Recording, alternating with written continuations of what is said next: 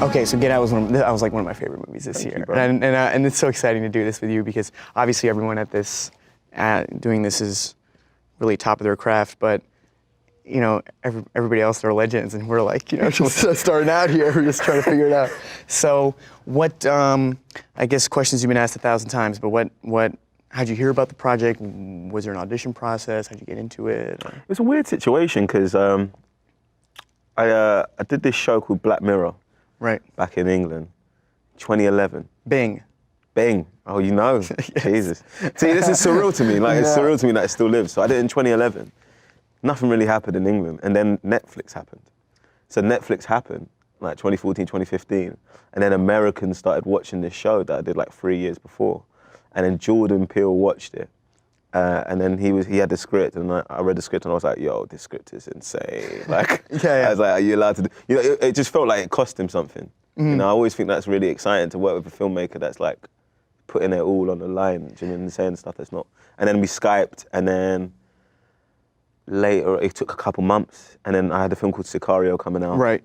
And then in the press run, I went to audition for the role, and then I got it. And that was in London or LA? That was in LA. So the premiere of Sicario was in New York.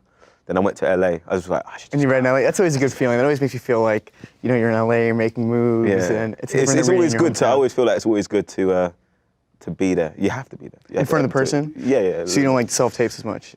I do. I got Sicario for self-tape. Okay. But like sometimes it's people have to see you and know you. No, it's true. And sometimes you do a self-tape and there's a simple note the casting director is giving everybody because everybody keeps making the same mistake if you do it at home. Yeah. Also at home you can control too much sometimes too, I find. How did you get to Call Me By Your Name? So, which is amazing. And you're amazing in it, bro. Honestly. And thank you so much because you were at the screening the other night and that was cool seeing a bunch of older people, none of whom I know, coming out the screening room and being like, "There's Daniel." We're gonna have this nice conversation soon. I was 17. My agent Brian Swartstrom, he represents Tilda Swinton, and she's the actress that's the lead of a lot of his other movies, like I Am Love and A Bigger Splash. And they had this project that didn't have a script yet called Call Me By Your Name, and Luca was a producer on it at the time. So Brian said meet with this kid in New York, and we had a great meeting. And very, very thankfully, Luca doesn't audition his actors. He never has. So and then it was like a loose attachment thing, but even at a young age, it became clear in show business. You become attached to these things, and most of them never come to any sort of fruition. So, and it was just a waiting game. We thought maybe that summer it would happen, it didn't happen. Maybe the summer after that it would happen, it didn't happen. You start losing hope a little bit. Then finally, like 3 years into it, then it happened. So it was a 3-year process. Say it again? It was a 3-year process. It was like a 3-year, yeah. I mean, and in many ways it feels like the project of my youth or something because it's been on the periphery for so long. So it really was. And then we shot it, and now it's been like a 1.5-year process to get it out. So I'll be, I'm going to be 22 soon, and I heard about him when I was 17. So, like, in terms of like him not auditioning people, so how was that meeting then? What do you feel like he was trying to see out of you? Well, I like that, and I have this impression with other people I meet with sometimes. I'm curious if you have it too. They're just like sussing you out, and they're feeling out your vibe, which is weird because you don't want to be fake or. Certainly, there's a level of artificiality to all of this, but like. You want to be real, but then you see, like, when else do you eat with someone and they're just like judging you and like, making assumptions about you? Yeah. Okay, now this is again, I'm sure you've gotten this 1,000 times, but had you watched Key and Peele before? Were you a fan of it? Bro, I'd watched like I got with my friends, and we'd watch a film together, and then we go, what should we do? Let's go on YouTube and just watch Key and Peele videos, just constantly Key and Peele. But that's what was totally amazing. Sober too. That's what was so surreal. It was more surreal that Jordan Peele knew who I was. I didn't. That was like blew my mind because in my WhatsApp groups, that's all you talk about is like. And did he say had he come across that episode of Black Mirror on his own? Was it a casting director that sent it to him? No, he just came across it. But I think it was a time when like a lot of people in the industry on a certain frequency was just watching Black Mirror. And then it became a thing. So it was before the. Yeah, I was part of it becoming a thing. I was like not on the first wave of Black Mirror. Yeah, no, it probably was, bro. But it's like, it became like. Before the new series came out, so it was like the older. Because they did one with Joe Wright and Joe Wright directed they stopped it and then they brought it back. They brought it back, yeah. So it was like it's just so surreal. Is like I mean a lot of the jobs I've got recently have been from stuff I did in 2009 or 2010 or 2011. That's crazy to me. So they like Ryan Coogler saw me in a short film that I did in London. like a really low-key short film, but he saw it in Sundance. I thought short films got locked in a safe somewhere for no one to see ever. It's random. So he just saw it, and then he wanted me to do Panther. So then it was just loads of stuff, and then Widow, Steve McQueen saw me in a play in 2010. That's so sick. Now, I don't know how much we're supposed to talk about Black Panther, or if we're supposed to be talking about the other stuff, but how was that, man? Because I can't wait to see that. Crazy, that's one of the Marvel ones that's coming out. That's so crazy, exciting, bro. man. It's crazy. It's just so crazy, bro. I keep on saying it's like, there was a time when Chad came out of, He's so good. He's such a good actor. And then it was in the waterfall scene. He came out. I can't say what happens, but he was walking out into the waterfall, and I got chills. I've never Were you in the seen scene or no? Huh? I was in the scene. Yeah, I was in the scene. Is there footage of you somewhere getting chills? Look at these goosebumps. Like, hey Daniel, let's go again. Do the lines. Do Less the chills. Yeah, less chills, Dan. No, but it was like a massive set piece, and then it was just so special to be a part of. That's like that. man. Okay, and you have to cut me off, but I'm all curious about all this. Now with Jordan, like my experience, because I'm a huge Key and Peele fan. Yeah. Now I know he's like the brilliant auteur that made Get Out. Before, if I had read it, I'm sure on the page it was already like, whoa, this is going to be an amazing thing. But it's just a different world. I'm sure you've heard this 1,000 times. So what was like the moment? Maybe it was in a Skype, maybe you were hanging out with him, maybe it was on set, but you thought, wow, this guy is actually like a really amazing filmmaker. And No, I saw it on the page, man. I Okay. saw it like in the first line. Because I read scripts for fun. Like I would just really? find my favorite films and read them. What, really? Because it's fun. Dude, you're so... That means like I want to read Ferris Bueller's Day Off. This is fun though. I'm stealing that. That's such like a good actor thing. Yeah, I just think, and then it Does it helps give you anxiety? What? Does it make you feel like, oh man, like these movies are so good, like... No, it just makes you go, well, I want to know why I like something. Yeah, okay. So then I'm more informed in why I want to say no to something, I want to say yes to something. So a lot of the time it's know thyself, like you know in yourself. And so you kind of go, oh, okay, cool, I like this. So when it came in and there was a thing that didn't even make it into the film. It was like an extract from the Bible, and I was like, he knows the world. It was just such a considered, it was like one of those things where the script had a quote yeah, at the a quote beginning. from the Bible, and I just felt like, it's just a feeling you get on the page. It's just like, and you can tell when a writer knows where they're going. It's like a trust. Like you know where you're going. And you always know when a writer doesn't know. Don't you feel that? I guess. I don't know. There was something I struggle with is and I struggle with this even when I was in drama high school, but you have your instincts, but then you think to yourself too, what, I'm 21 or younger, and what do I know? What's nice now is I'm trusting my instinct, reading things more. So, but you was in Lady Bird. Yes. Which is amazing. I saw it the other week. Yeah, as well. she saw it too. So Thank good. you. So like, it's such a special, so well observed, such a well observed film. So what was it about that script that you was like, oh wow, this is something? Weirdly it was a role, but it was really like Greta and Saoirse and getting to work with them because Greta I'd seen in Frances Ha, and just reading the script, it was so specific and everything was so detailed, which is what I like about the movie because they're relatable, normal characters, but everything is so specific. Like one of my favorite lines I have in the movie is, I haven't lied in 2 years, which is like one of the, like it's so, who speaks like that? So, like on the chart, like yeah. And he's like keeping track, it's like, so pretentious. So, so and also to work with Saoirse, who was in Brooklyn, and yeah, I don't know. And it was just an amazing experience to be in LA. And so you shot that in LA? Yeah, that was in LA for 2-3 weeks, and it was great to be with Lucas too. And he has the other role in that movie because we're both from New York, so we've been seeing each other in casting offices for like 4 or 5 years. And he was in Manchester by the Sea, which is a movie that I was diligently waiting in a casting office for, and never got the call, rightfully, because he's fucking amazing in that movie. All right, so Get Out, that was like this is Wikipedia's facts, which are usually not the most accurate, but it says on Wikipedia it was a $4.5 million budget. Yeah, it was. And then it made like 250 in it. like that little hand raise, 250 G, something like that. Okay, so I like asking this because I feel like a lot of people have been asking me this recently. But how does it change one's life? Maybe it doesn't change it at all. Maybe it's healthier for it not to change, or maybe you're like, I'm gonna go down like a comet. No. Well, like I can't. I'm like, there's certain times when I can't get the bus. Sure. Okay. So it's like just like school times. I can't get a bus like that. No, when you say school times, I'm curious about that. As in when the kids are coming out of school. See, but this is why I'm so happy to do this with you, because I struggle with, I do a lot of theater in New York too, and I'm passionate about it, but it's tough when you look out, not tough, these are first world problems, but they're older audiences, and I'm a young person who loves acting and filmmaking and theater. Yeah. And that's why it's so exciting to do this with you, because Get Out was a movie that wasn't a gatekeeper phenomenon, but rather like everybody my age, whether it was because of you or Jordan or just the movie was amazing, Jordan Peele. Yeah.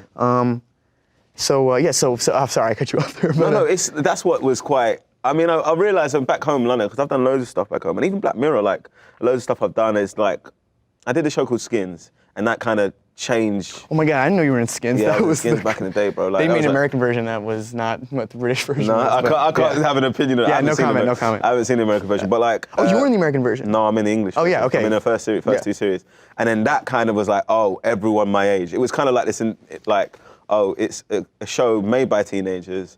Written by teenagers, because I wrote it as well. Written by teenagers and targeted to teenagers. So you're literally surrounded constantly. And then I do other stuff, and it's like, it was more highbrow, so no one knows. So I can kind of go to parties and no one really cares. Right. If I'm doing an episode here, or if I'm doing Black Mirror. Black Mirror was like in the kind of artsy scene. People yeah, saw I wonder it, what kind of people are stopping people for Black Mirror. Because, not really, hey, it's you're like in Black artsy. Mirror, right? That's just like the craziest people. But like, No, Get Out was just so kind of like everyone. Everyone that I was around, all my friends would watch it. So people that don't care that watch Fast and Furious, they were watching Get Out. So it was like people that I grew up with, everyone. Like, I always know, because I'm from an estate, which is like a project. So when I ever go back, I'll come back from work, if like people come up to me about it. Because they usually don't care. But if people come up to me and go, oh, that trailer, man, that trailer. If they get excited about it, that's not the industry, that's just normal life. And that's when it changes, because it's like, oh, I have to navigate life differently because someone's asking you for advice on the tube.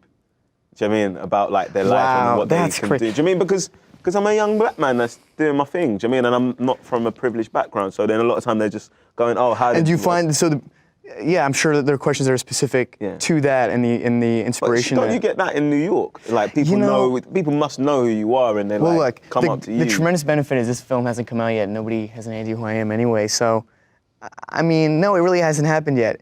A little bit. Somebody dropped a bag of peach candies in front of me at a Chipotle the other day, and they ran off. I made sure the seal wasn't broken, so I wasn't getting cyanide or something.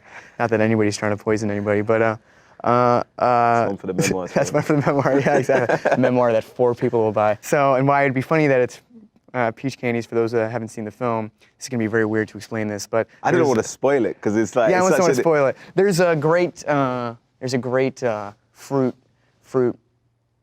fruit love scene. So when was that in the shoot? When was that in the schedule? That's a good question. So when was that in the schedule? Were you dreading it? Yes. Or was it like kind of like on set? You know, like the grips and that. No, it's true. It's coming. No, it's true. So I have sex with a peach in this film, but it's a great film. Not that it wouldn't be a great film without a sex with peach. Yeah. Yeah, I try to have sex with fruit in every movie that I do. No, peach high-end cinema. That's Hey, that's in fact, I saw I saw a fan-made poster online the other day with a big peach on it. That was like super well done. So that was maybe 3-4 weeks into the shoot, and obviously you're aware why that would help because first-day jitters are you're all over the place, and it just there was there was an anxiety that was taken away in that Luca Guadagnino, our director, said he thought maybe it worked better as a literary metaphor in the book and that it could never really work well as a visual metaphor. And he came up to me, maybe a week or 2 weeks before shooting, he goes, Timmy, I tried it and it works. And I was like, of course it works, Luca. Like, were you never a teenager? Anyway, so, we won't get into that, no. And, that's amazing. Did you try it before? Next question. You did it! So, and it just felt like if it never, as I progress and keep moving the conversation along now, it just felt like if it wasn't going to be any good that it wouldn't be in the movie. So, and I just knew the prescription for myself. Often if I'm doing a scene or even like press stuff like this, it's not so much to achieve something, there's like a certain area maybe I don't want to hit. And I just knew in that scene I didn't want to trying to be funny or oh God, here it is. It's like the prescription is what would truthfully be going down it read in like the scene. It was really truthful, man. So in terms of like, how much did you lean on the source material? It's tough because, and this really is the honest answer, in the moments where I'd be really struggling and couldn't figure out what was going on with the character, it really was like a Bible. It was like an infinite amount of stuff to pull from. But then, especially in a coming of age movie and like in a sexual coming of age movies, like spontaneity. Those are my favorite moments in movies like Blue's the Warmest Color and films like that. So I didn't want to lose that. So yeah, I don't know, it's a fine line, because you want to be faithful to the book too. So did you get to a point where you're like, I'm not engaging with the book anymore? Certainly in the pre-production process. Now, once we were shooting, like I said, if I got lost in a scene, or sometimes I could even say something to Luca, oh, don't you think it happened like this? And he'd be like, can't, because this is how it goes down here. So there was that experience. But certainly the pre-production process, and I'm curious what it's like for you and your pre-production process. You know, you do the research, and then at a certain point you gotta be like, all right. You just gotta let it go. I remember, it was actually on Black Mirror. Like, I feel like I learned a lot doing British TV, and it was Black Mirror, and then he did a hot seating situation with me and Jess Brown-Findlay, who was in it as well. And then like, he asked us questions about the character. I had a question about the character. I mean, we literally spent a whole day doing this. It was quite intense, because it was like some things that he was like, no, I don't think that's right. Huh. And then at the end, he was like, okay, forget about it. I was like, what? Day's work, bro. And then he was like, oh no, if it makes sense, it will stick. So I kind of adopt that, and kind of like, before I film something, I try not to watch movies, because it makes me too self-aware. I can't watch movies while we're shooting something. It makes me too self-aware. I watch documentaries sometimes. Documentaries or cartoons? Yeah, like, and then but I'll read the script every day. Just read the script every day, because I want it to be in my bones. I don't want to be thinking, where am I? So you want to be in a scene going, I know what this is. I know, like, and now I know forget out, somewhere. were you shooting in sequence or out of sequence? Out of sequence. So you really needed, But it was a 23-day shoot. So it was 23 days. 23-day shoot, crazy. so it was like war. So what was the pre-production process with Jordan Peele like? Was there a series of discussions and preparations? Oh yeah, no, rehearsals? he sat down with like little groups. We went to a house in Alabama, because he shot in Alabama, and we went to a house, all the cast and main cast. We just hung out for a weekend. That's awesome. It was when Kanye dropped Life of Pablo, because we watched that. And we watched the SNL performance when it was released. So it was that weekend. But anyway, so that's random. But we went to separate rooms, and Jordan would go off, and then we'll talk about the scene, and then we just improvise. So we go, all right, cool, this is the scene. All right, cool, put it to the side, and let's feel it. So me and Alison would go. And for the improv, you're so fucking excellent in this movie, and everyone is so natural. Now, that was the other thing I was going to ask you about today, because certainly I think of one of my favorite Key and Peele sketches, and they're all subtle, but I guess there's humor in Get Out that I found to be even more subtle than what the sketch comedy was. So, and was there ever a clear direction in the rehearsal process? Did he ever say to you, this is all supposed to be like real life? This is just supposed to be grounded in reality? Or? No, I kind of wanted that. Sure. I've always wanted that. Like, but that's just my personal taste, where I don't want the character to feel like they're in the genre that they're in. Huh. You know what I mean? So if I'm in Get Out, I wouldn't even know what genre. That's something I learned. I did this film called Psychoville, and this director, Matt Lipsey, he said to me at 19, he was like, I did the scene, it's like a horror comedy series. And I did this scene, and I was doing it, and it was like, I think I was trying to chat up a Siamese twin. I've been around. Good writing. And then I did it, and he was like, and he just pulled me to the side, Daniel, and he went, Daniel, never play the funny, always play the truth. It's tough. And I always carry that with me. So I always felt like stuff, so I went to Jordan, I was like, I just wanted to feel grounded. But that's what I did in the audition. I just kind of was like, just want to play a real guy, and this is happening, and he just doesn't understand it's happening. But he's trying to figure it out as well. And he's trying to so it's all about, you want to see his cognitive, No, but that's what's nuts. And then it's funny, like you say genre, but I wouldn't even, I don't know if Get Out is a horror movie. And it's interesting, I didn't know that you did a horror comedy series prior, Yeah, I've done some stuff. So you and Armie Hammer have a very intense chemistry. How was that like? Did you meet him before? No, Is it just on set, or how did you map that out? And even the sex scene, how did you map all that out? Well, it was like the random luck of the universe where we had just a genuine bond, and we never read together beforehand. Wow. Luca didn't read him either. Luca says if I desire my actors and I love my actors, they'll love each other too. So that's deep. Says deep, man. Yeah. I don't know, half the things that guy says, I'm like, well, I have no idea what I'm not smart enough to know what you're saying. And then once we got out there, it's been so strange to have talked about this for a year and a half and to say this is how we did it, and because there was no game plan, there was no awareness what we were doing was any good. And it was just about spending time with one another. And weirdly, the relationship in the pre-production process kind of took on the form of the movie, save for all the crazy stuff. But we were riding around bikes in this small town in Italy, and I'd been there a little bit in advance, so I got to show him, where I was having espressos every morning, and and also we weren't in LA. We weren't like he wasn't going home to his family every day. We just hung out with each other a lot and all the time. And I pray you get a working experience with Army because I've been so lucky, and even right now getting to talk to you, I feel like I got lucky doing this right now with you because God forbid, man, it was like some really scary, intense older. Let me ask about so you speak a lot of languages. I speak French. So how was that how was that in working? Have you worked in? No, it's surreal because growing up, I spent my summers in France growing up, but it's really the American parts of my personality and my upbringing that have always encouraged the outgoing, broken narcissist in me. Or no, you know what I mean, I'm just joking. But like the desire to be an actor and be a good ensemble member, but to speak words, to speak lines. And my French side of me is way more repressed, almost by nature, and certainly growing up, I wasn't in the New York equivalent of France. I was in a tiny town called Le Chambon-Saulignon. So what's been really kind of trippy about Call Me By Your Name is that acting that's very much an outgoing and a performative thing for me, or not performative, shouldn't be performative, should be like real and honest, is that this French through line found its way in somehow. So I don't know, it's weird. My father's French, so he's certainly very excited about it, but yeah. So that's a good segue because one of the scenes that really got me was the conversation with your father. Yeah, man. And then that speech that he gave. And so what was that like filming it? And I think that's one of the most refreshing themes in this film is the parents' attitudes towards the relationship. So it's like, how did that feel to you and everyone working on it? Well, Michael Stuhlbarg, he plays Mr. Perlman, the father. He's so incredible. He takes notes with a ruler in his script, which I think is like a nice indicator of how he knows exactly what's going down. And when it came time to shoot that scene, like I said, I went to a bunch of theater stuff growing up in New York. I really consider myself a theater kid, and he was in Martin McDonagh's Pillow Man. I must have been 11 or 12, so this is someone I really looked up to. And when it came time to do that scene, that's very much his scene. I have to be present and listening and there for him. But it was just like stay a fly on the wall, Timmy, and just let the master go to work.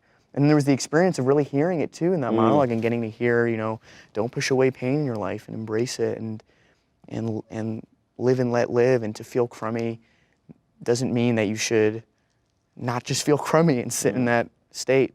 I can't move. You're paralyzed. Now, sink into the floor. Wait. Sink.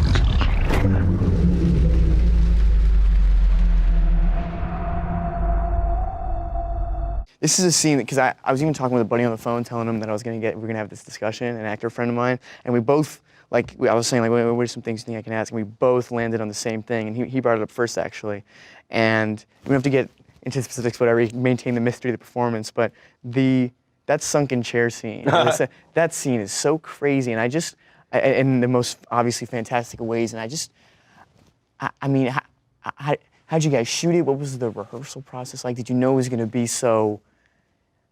Because it's a two-person scene, but it's very much like, then it's her, and then you have to carry so much of that. There's so much going on. So I guess the way I would formulate the question was it scripted to be such a climax for you of sorts? No, it wasn't. It's weird that scene, Jordan did say on set, yo, this is iconic. Did he say that? He said that on set. I know he said that on set, that. But he said it a lot on set, and I was like, he's amping us up. But it didn't feel like that. It felt like an intense day because it was just that scene that day. So it was like a 5-page scene, that scene that day, and we blocked it out, and it was just you had to be on. So I knew that I couldn't really like joke around because I kind of joke around on set like with the crew, and right? So I couldn't really joke around. I had to go into the headphones? space. No. I just walk away. Okay. I just walk away and I just want to talk to anyone. Right. I think it's more intense if you just kind of just sit there and don't want to talk to anyone. That's even darker. That's just weird. saying I can listen to music, but I don't even want to talk to you. Yeah, no, I'm like a level, but I'm like. So it's like, and so I just kept in that space, and it's just like tapped into. It's just empathy, man, and I tapped into that kind of like. It just the writing was so good, and I just tapped into that darkness in me and pain that I've kind of felt in my life, and I kind of was just like, cool, let's let loose, and also it's just empathizing with someone that's like going through so much and has like suppressed his guilt of like a really bad situation. It's shame. Do you know what I mean? And also there's reluctance to face it, but he's paralyzed. He's paralyzed emotionally, and I identified that in all walks of life. I mean, it's the same with, I don't know, sexism, with if something's happening and a woman can't say anything because she'll lose her job. Do you know what I mean? She's like paralyzed in it, situationally. So I kind of thought that that's such a dynamic that everyone kind of identify with, and I've identified in so many different ways in this kind of release of emotion that's uncontrollable, which is, I just kind of really identified with. Have you seen The Master? Yes, I have. You know what scene reminds me a lot of that? And that interrogation scene. Yeah. And those are like my favorite scenes in movies when actors are just like having to be totally It's present. pure. It's pure, and it's just like, because all it is emotion and character, and it's someone that's opening up that doesn't want to open up. Do you know what I mean? It's like when someone said to me, like, crying makes it's heartbreaking, but seeing someone trying not to cry is even worse. Do you know what I mean? So it's that kind of like, I'm not even happy that I'm crying. I hate this emotion. And it's just like, but I have to give it. So that's the there has to be some conflict there. So what's next for you, apart from running the world? So yeah, no, what's next is it's all downhill. Yeah, what do you want to do though? So where do you like, it's kind of like the world's your oyster, bro. Like real talk, like you are just, oh man.